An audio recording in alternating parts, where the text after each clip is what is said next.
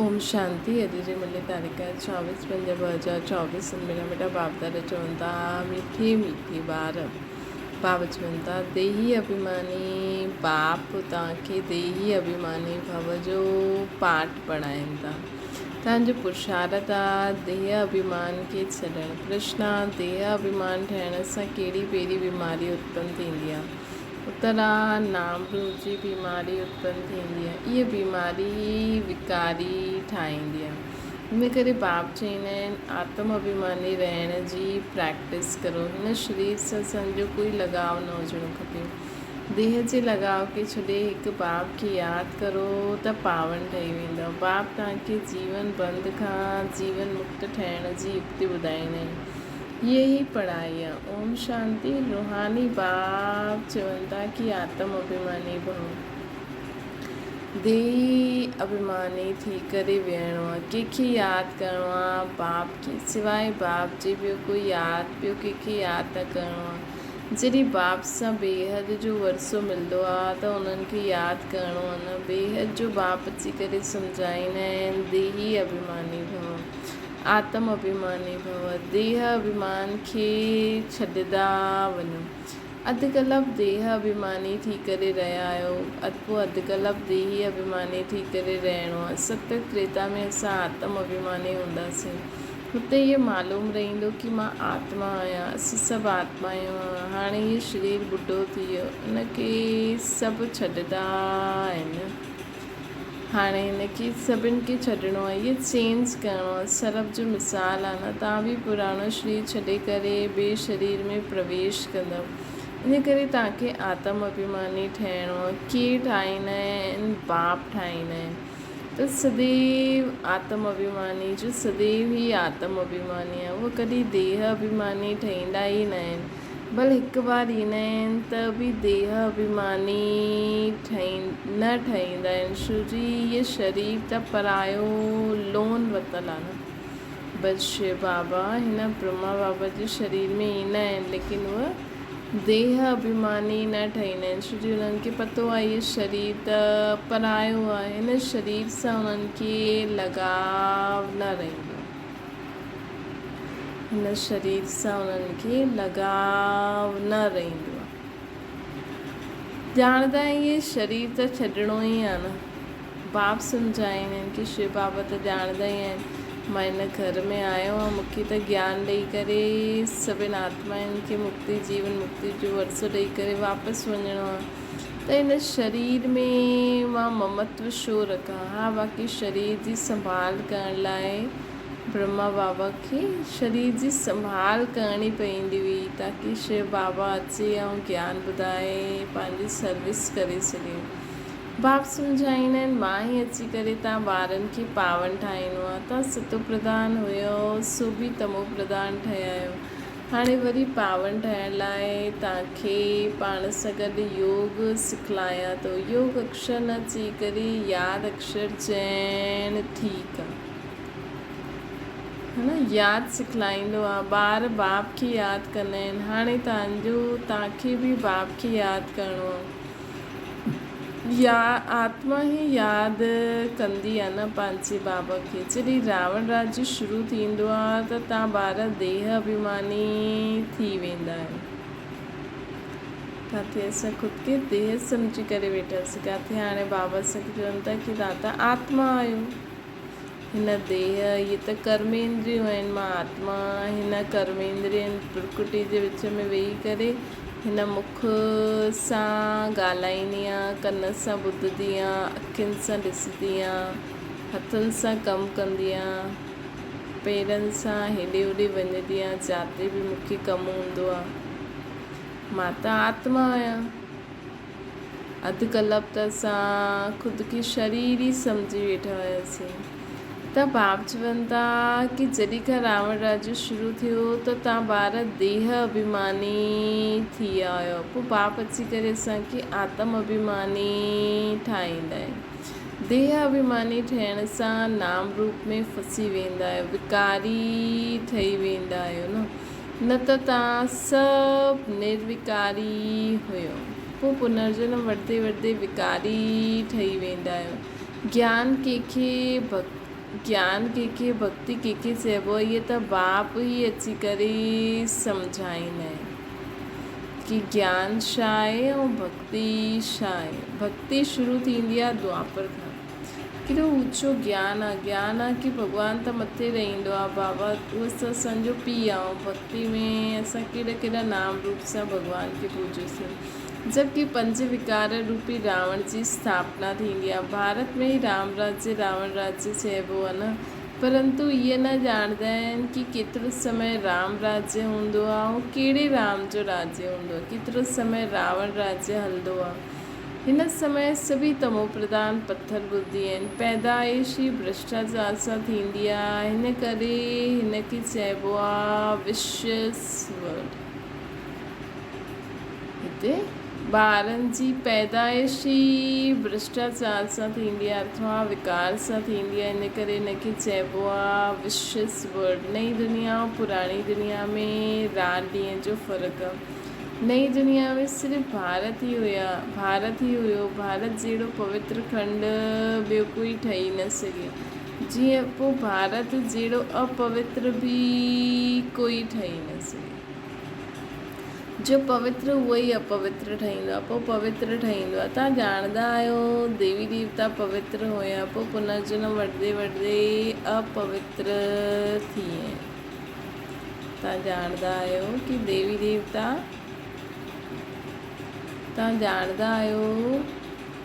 देवी देवता पवित्र हुया, पोइ पुनर्जन्म वठंदे उहे आत्मा अपवित्र थी विया आहिनि। सभिनि खां जास्ती जन्म बि इहे ई वठंदा आहिनि। बाप सम्झाईंदा आहिनि मां ॾाढे जन्मनि जे जन्म जे बि अंत में ईंदो आहे हिन सृष्टि ते। मतिलबु ब्रह्मा बाबा जी आत्मा ॾाढा जन्म वठी आई, हुन जन्म जे बि अंत जे समय शिव बाप ब्रह्मा बाबा जे शरीर में प्रवेश कंदा आहिनि। पहिरियों नंबर ई 84 जन्म पूरा करे वानप्रस्थी में ईंदो आहे, तॾहिं मां हिन में प्रवेश कंदो आहे। त्रिमूर्ति ब्रह्मा विष्णु शंकर बि आहे न, परंतु कंहिंखे मालूम न आहे। यीशु जी सभु तमो प्रधान थी विया आहिनि। कंहिंजी बायोग्राफी जो कंहिं मनुष्य मात्र खे पतो ई न आहे।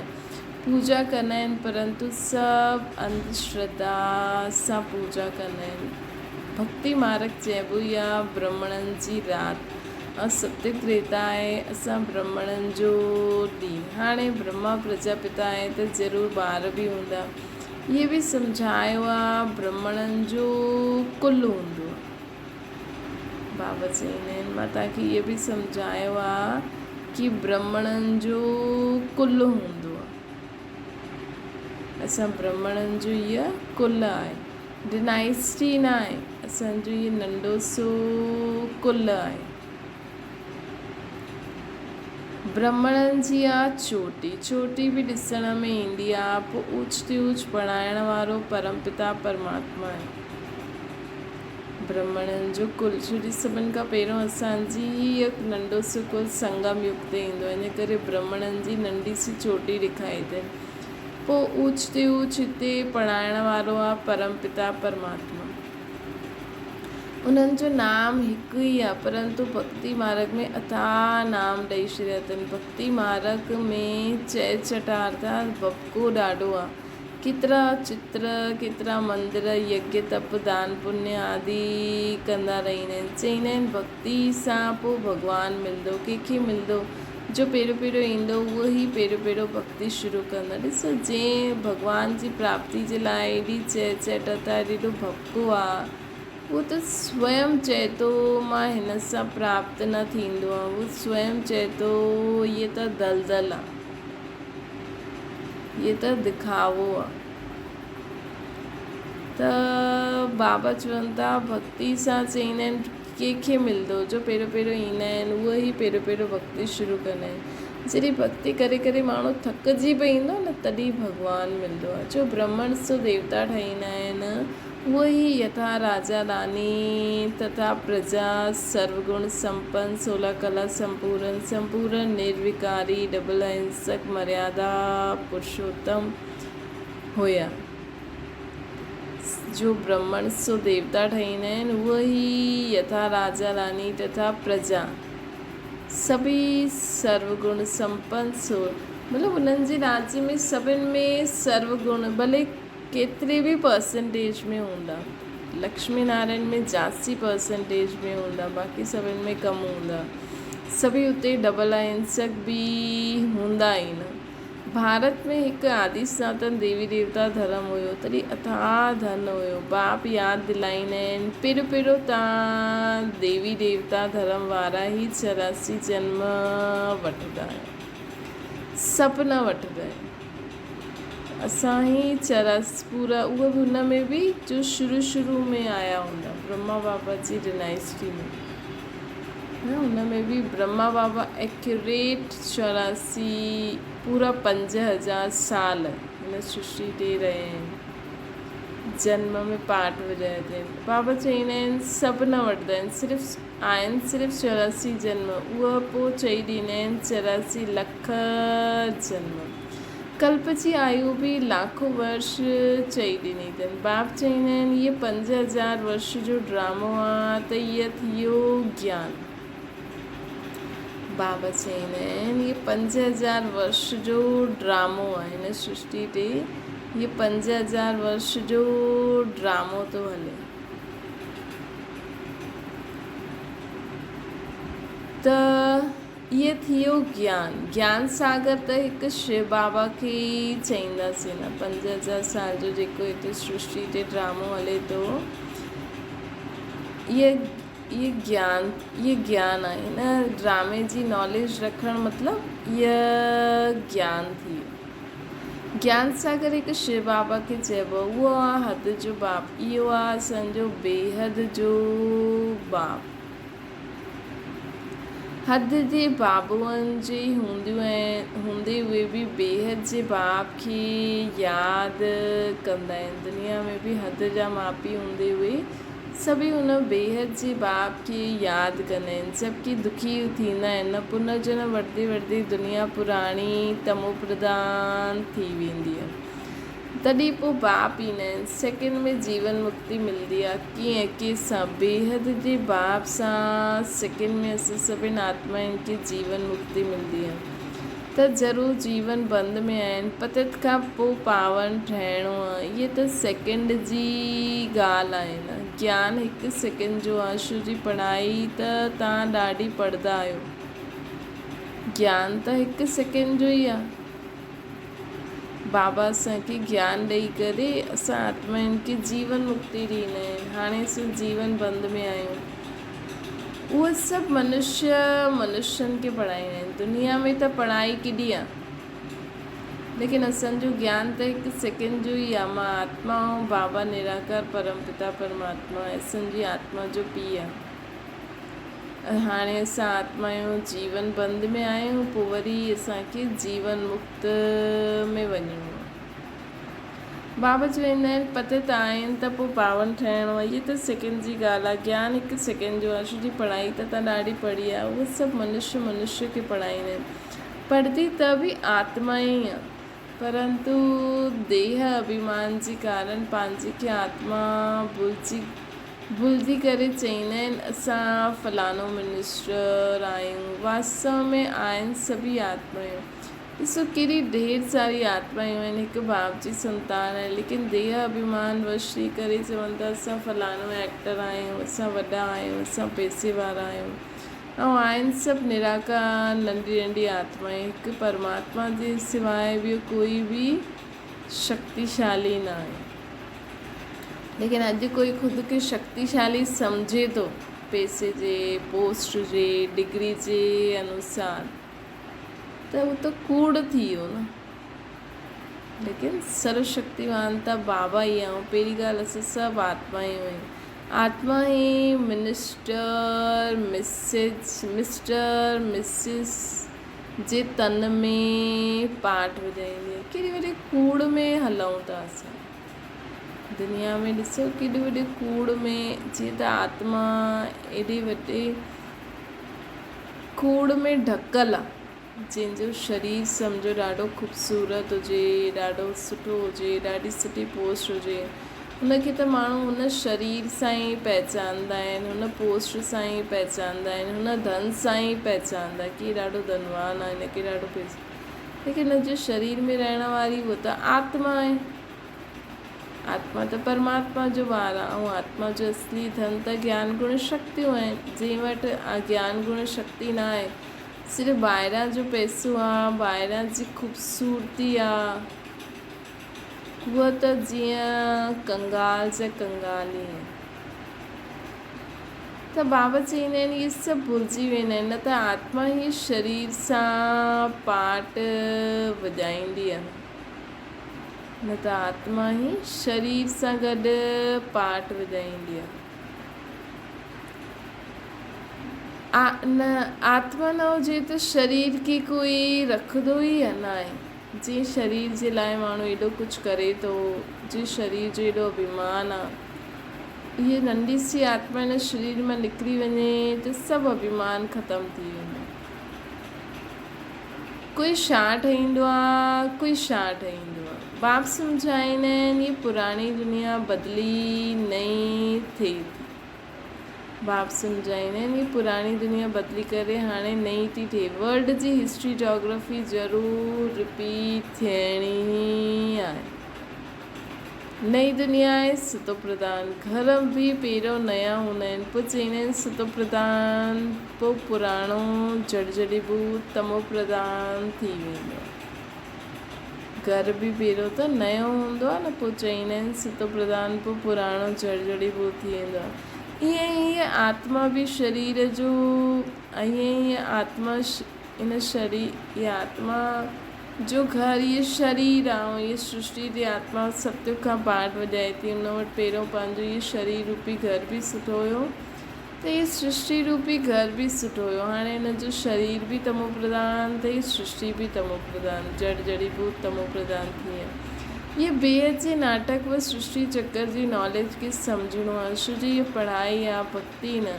भक्ति जो खे पढ़ाई न चईंदासीं, छो जो भक्ति में कोई एम ऑब्जेक्ट न हूंदी आहे। जन जन्मांतर वेद शास्त्र आदि पढ़ंदा ईंदा आहिनि। हिते त दुनिया खे बदिलणो आहे।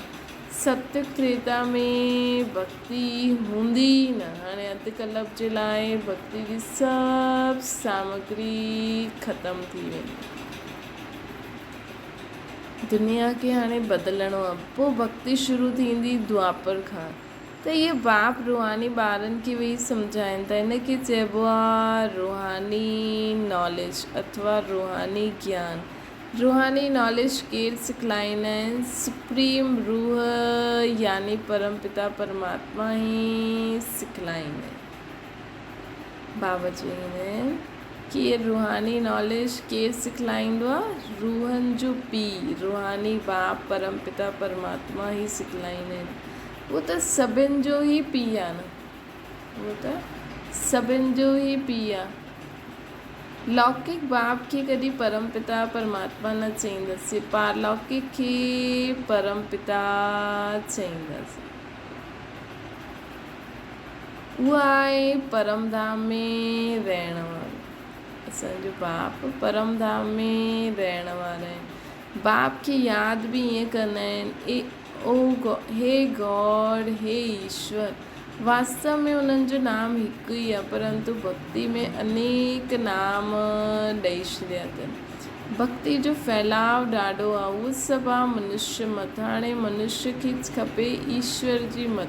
ईश्वरी मत आहे ही श्रेष्ठ मत, अर्थात श्रीमत। परमात्मा जी मत। परमात्मा असांखे सेखारीनि था कीअं ॾिसो, कीअं ॻाल्हायो, कीअं कर्म करो, कीअं संबंध व्यवहार में अचो, कीअं पंहिंजी खे आत्मा सम्झी करे ख़ुदि जी देह सां कमु वठो। श्री श्री 108 जी त माला ठहींदी आहे। श्री श्री 108 जी त माला ठहींदी आहे। इहा प्रवृत्ति मार्ग जी माला ठहींदी आहे। पोइ पुनर्जन्म वठंदे सीढ़ी उतरंदे इंसॉल्वेंट ठही वेंदा आहिनि। बुद्धि इंसॉल्वेंट ठही वेंदी आहे। त मनुष्य देवालो मरदा आहिनि। जो 100% सॉल्वेंट हुया, जो बुद्धि हिकदमि सभिनि जी इंसॉल्वेंट थी वई आहे, इन करे मनुष्य जो देवालो मरदो रही मतलब घाटो थींदो रहंदो आहे। जो 100% सॉल्वेंट हुया उहा हिन समय बाबा चवनि था उहा हिन समय इंसॉल्वेंट थी आहे। मतिलबु जेका सभिनि पैसे वारा हुया हाणे त सभु इंसॉल्वेंट थी विया आहिनि। बुद्धि जो तालो लॻी वियो आहे, कुझु बि न आहे, न स्थूल धन आहे न आत्मा जो धन आहे। सभिनि खां असां ग़रीब ई थी विया आहियूं न, देवालो मारे वरितो आहे न। बुद्धि जो तालो बि लॻी वियो आहे, अहिड़ो बुद्धि जो तालो लॻी वियो आहे कि कंहिंखे सम्झायो कि तव्हां आत्मा आहियो त बि सम्झंदा ई न आहिनि, ख़ुदि खे देह ई सम्झंदा आहिनि। हाणे इहे लॉक कीअं लॻायो? गोदरेज जो तालो लॻी वेंदो आहे न। भारत जेतिरो नंबर 1 हुयो ओतिरो ॿियो खंड न हुयो। भारत जेतिरो नंबर 1 हुयो ओतिरो ॿियो खंड न हुयो। भारत जी ॾाढी महिमा हुई। भारत सभु धर्म वारनि खां ॾाढो वॾो तीर्थ हुयो, परंतु ड्रामा अनुसार गीता खे खंडन थियणो ई आहे। भारत ऐं सॼी दुनिया जी भूल आहे न, भारत में ई गीता शास्त्र खे खंडन कयो अथई। भारत ऐं सॼी दुनिया जी भूल आहे। भारत में ई गीता खे खंडन कयो अथनि। जे गीता जे ज्ञान सां बाप नई दुनिया ठाती हुई ऐं सर्व जी सदगति कंदा आहिनि। भारत सभिनि खां ऊचो ॾाढो धनवान खंड हुयो जो हाणे पोइ वरी ठहे थो। हीअ उल्टो झाड़ आहे, इन जो बीज मथे आहे, उनखे वृक्षपति चइबो आहे न। बृहस्पति जी दशा वेंदी आहे न, बाप सम्झाईंदा आहिनि मां वृक्षपति आहियां त भारत ते बृहस्पति जी दशा वेंदी आहे। जॾहिं मां वृक्षपति ईंदो आहियां त भारत ते बृहस्पति जी दशा वेंदी आहे, ऊच ठही वेंदा आहिनि। पोइ रावण आयो त पोइ राहु जी दशा थी वेंदी आहे। अधु कल्प तां 21 जन्म वठंदा आहियूं, बाक़ी अधु कल्प में भोगी ठहिण सां आयु बि नंढी थी वेंदी आहे त 63 जन्म वठंदा आहियूं। हाणे बाप सम्झाईंदा आहिनि तमो प्रधान ठही आहियूं त बाप सम्झाईंदा आहिनि हाणे सतो प्रधान ठहिणो आहे, इन करे मूंखे यादि कयो। बाबा हाणे छा चईंदा आहिनि, सतो प्रधान ठहिणो आहे त मूंखे यादि करो। सभु धर्म वारा हिन समय तमो प्रधान आहिनि। तव्हां हाणे तव्हांखे इहो ज्ञान ॾेई, तव्हां सभिनि खे इहो ज्ञान ॾेई सघंदा आहियो। बाबा चवनि था कि तव्हां सभिनि खे इहो ज्ञान ॾेई सघंदा आहियो। इहो ज्ञान त सभिनि खे ई ॾेई सघंदा आहियूं न। असां आत्मा आहियूं, असांजो पीउ परमात्मा आहे। तव्हां आत्माउनि जो बाप त हिकु ई आहे, सभु ब्रदर्स आहिनि। छो जी असां आत्माऊं हिकु बाप जा ॿार आहियूं। पर चईंदा आहिनि कि हिंदू मुस्लिम भाई भाई, परंतु भाई भाई के नाते इहा कोई सम्झदा न आहे। त हिंदू मुस्लिम असां सभी आत्माऊं न, देह सां निहारियूं आहियूं न, आत्माऊं आहियूं। त माण्हू त देह जे हिसाब सां चईंदा आहिनि हिंदू मुस्लिम भाई भाई, लेकिन असां सभु आत्मा भाई भाई आहियूं। इहा अर्थ सम्झनि था रही बि सघनि।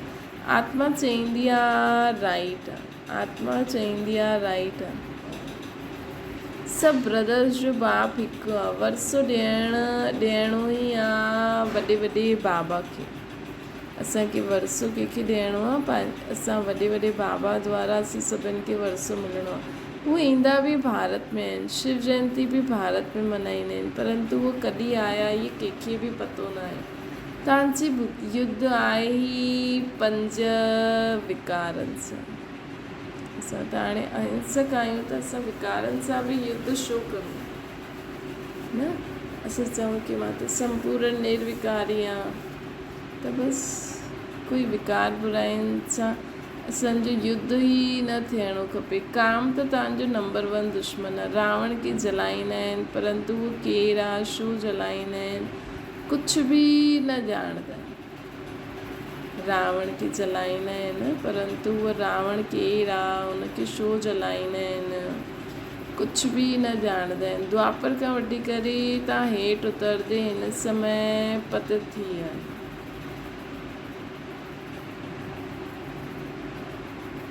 हिकु तरफ़ शिव बाबा की यादि करे पूछंदा आहिनि, ॿियो तरफ़ पोइ चईंदा आहिनि कि शिव बाबा त सर्वव्यापी आहे, भॻवानु त सर्वव्यापी आहे। जे तव्हांखे विश्व जो मालिक ठाहियो, उन्हनि खे तव्हां माया जे चकर में अची करे गाली ॾेई छॾी,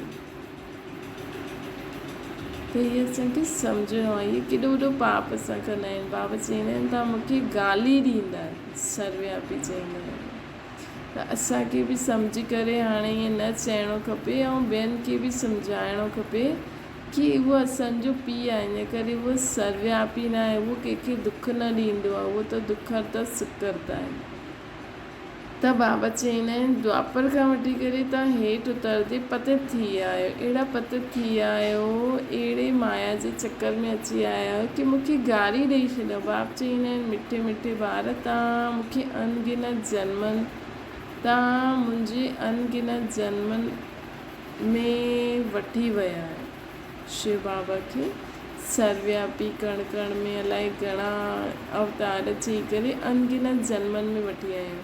मूंखे कण कण में चई छॾियो त इहे बि ड्रामा ठहियल आहे। सो बाबा जी सां एॾी निंदा कई त बि बाबा चए थो ड्रामा, त असांजी बि कोई एॾी निंदा करे त असां बि चऊं ड्रामा, असां छो हुन ते नाराज़ थियूं।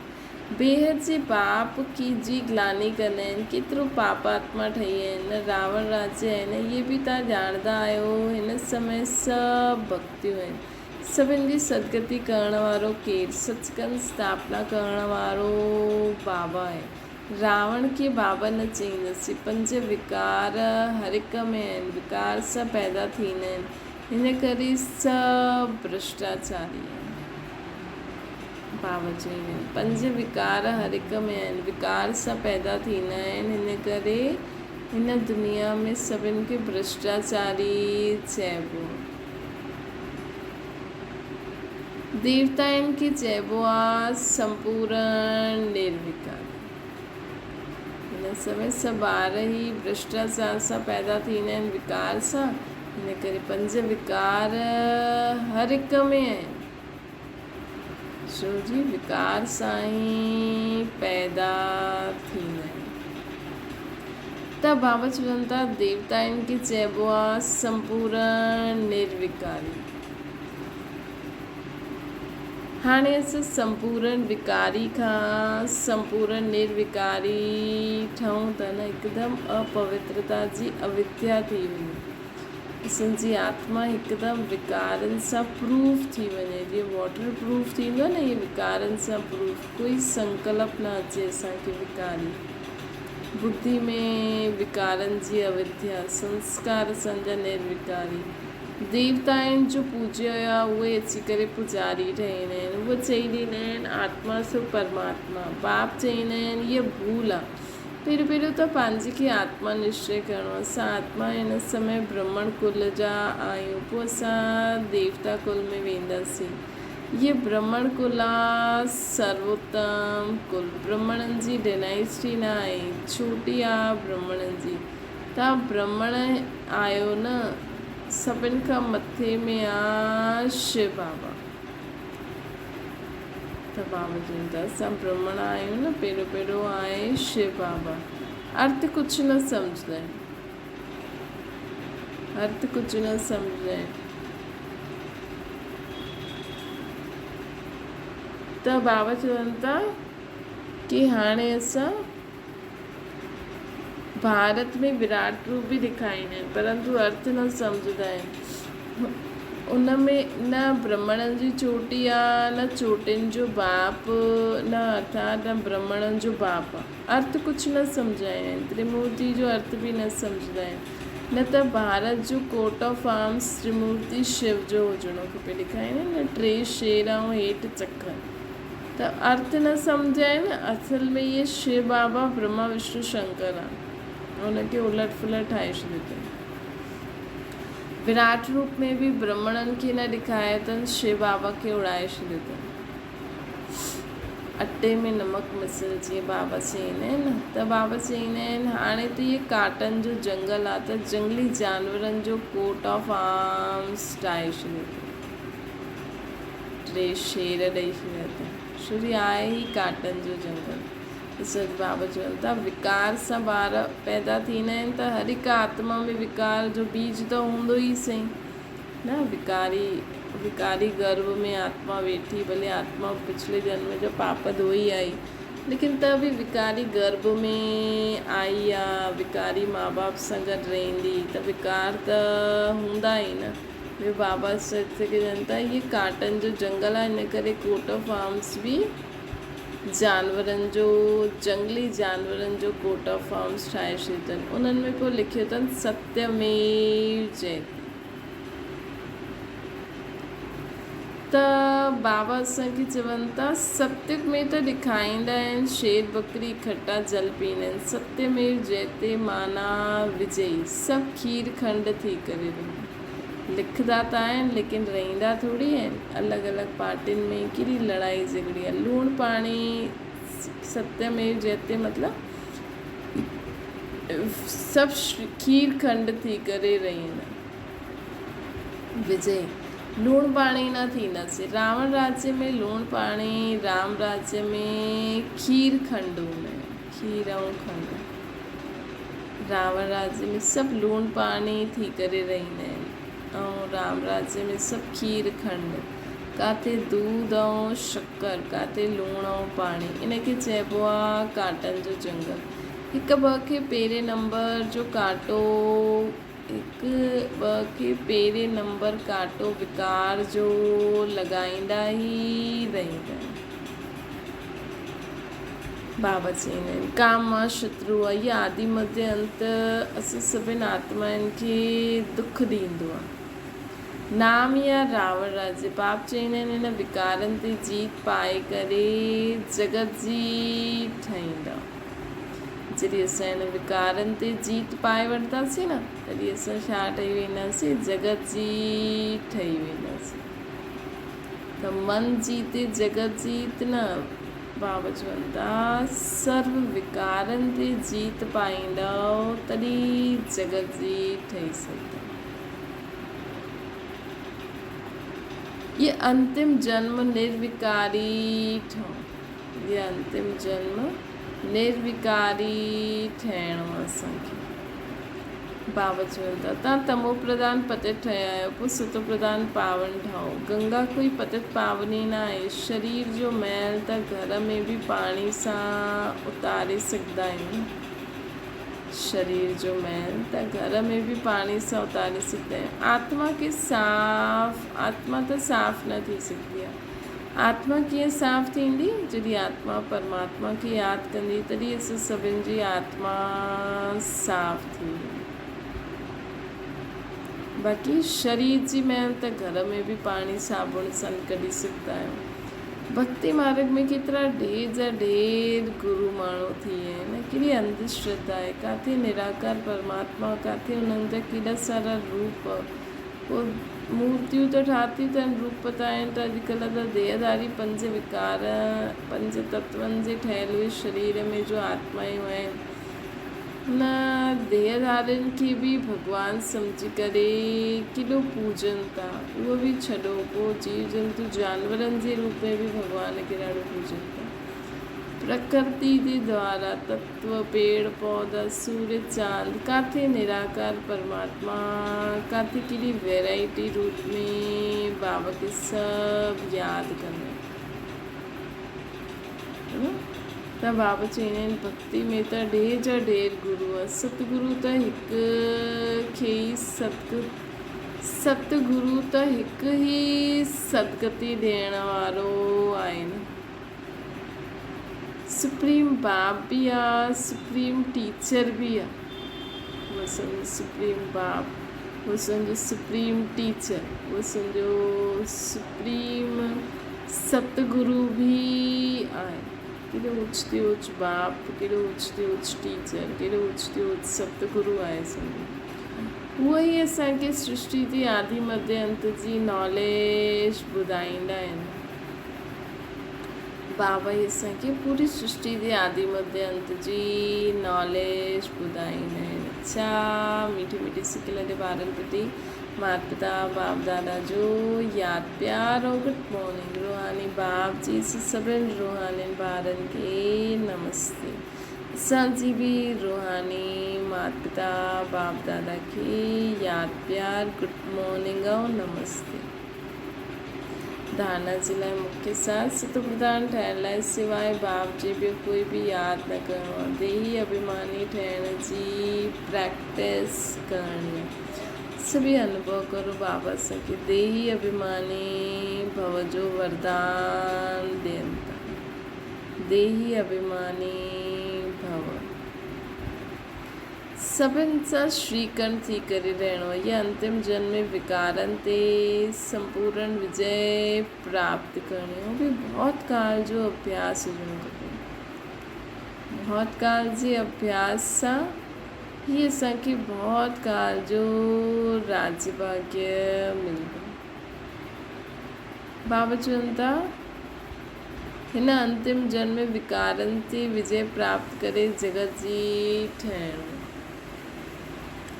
वरदाना बाप जी छत्रछाया सां में सदा मौज जो अनुभव करण वारा ऐं कराइण वारा विशेष आत्मा ठहो। जिते बाप जी छत्रछाया आहे उते सदा विजय सदा सेफ माया से सेफ आहियो। जिते बाप जी यादि जी छत्रछाया हुजे उते माया से सदा ई सेफ थी वेंदा। छत्रछाया जे अंदर माया अची न सघंदी आहे। महिनत सां स्वतः ई दूर थी वेंदा, मौज में रहंदा। छो जी महिनत मौज जो अनुभव न करण ॾींदी आहे। अगरि असां सदा ई बाप सां ई गॾु रहंदासीं त सदा ई मौज में ई आहियूं त असांखे महिनत करणी ई न पवंदी। छत्रछाया में रहण वारी अहिड़ी विशेष आत्माएं ऊंची पढ़ाई पढ़ंदे हुए भी मौज में रहंदियूं। ऊंची पढ़ाई पढ़ंदे हुए भी सदा ही मौज में रहंदियूं। छो जी उन्हनि खे निश्चय आहे कि असां कल्प कल्प जा विजयी आत्मा आहियूं। विजयी आत्मा आहियूं त सभिनि खां बाबा चवंदा आहिनि कि कल्प कल्प जे विजयी आहियूं, पास त थियणो ई आहे। ईअं अनुभव करिणो आहे। उन्हनि खे निश्चय आहे कल्प कल्प जा असां विजयी आत्मा आहियूं, असांखे पास सां आहियूं ई सही। त सदा मौज में रहो, ॿियनि खे बि मौज में रहण जो संदेश ॾींदा रहो। इहे ई सेवा करो। सदा बाप जी छत्रछाया में रहंदे हुए सदा मौज में रहो, ॿियनि खे बि मौज जो अनुभव कराइण। इहे ई सेवा कंदा रहो। स्लोगन आहे जो ड्रामा जे राज खे न ॼाणंदो आहे उहो ई नाराज़ थींदो। असांखे ड्रामा जे हर राज खे सम्झणो आहे। बाबा सां गॾु साक्षी थी करे हर ॻाल्हि खे ॾिसो त ड्रामा जो हर राज असांखे सम्झ में अची वेंदो त असां कॾहिं बि नाराज़ न थींदासीं। अच्छा, ओम शांति। बाबा खे यादि करो।